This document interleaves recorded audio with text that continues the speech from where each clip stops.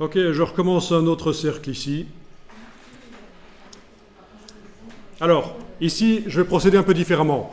Plutôt que de le faire ensemble, vous allez regarder et vous allez essayer de le faire après. Donc, open your eyes, ouvre tes ouilles et regarde bien. C'est la technique qui va être appliquée ici, qui n'est pas sorcière du tout en fait. Hein. Donc, ce que je vais vous demander de faire, c'est un cercle avec un contour, oui. Contour qui est au-dessus du fond. Contour sur lequel vous allez mettre un effet de décalage, effet tracé décalage, mais en négatif, pour que ça vienne par-dessus le cercle. Voilà. Et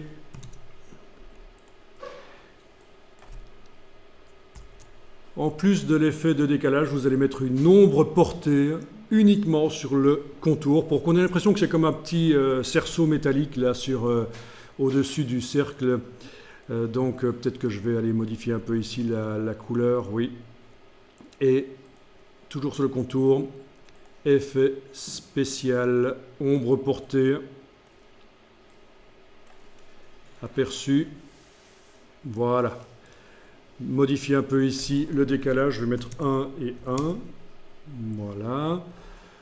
Ok, peut-être un peu moins d'ailleurs, c'est peut-être un peu trop l'atténuation ici par rapport à la dimension de l'objet.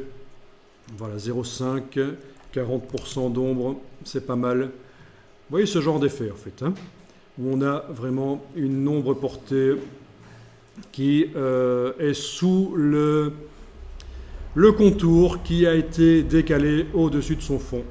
Voilà, décalage négatif sur le contour, effet d'ombre portée, il faut régler correctement pour que ce ne soit pas trop flou, pour que c'est quand même un aspect correct. Ça dépend de la taille de votre objet en fait, hein, bien sûr.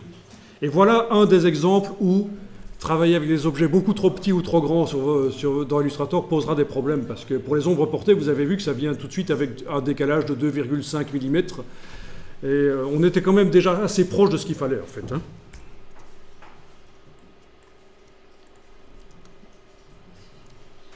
Amusant ça.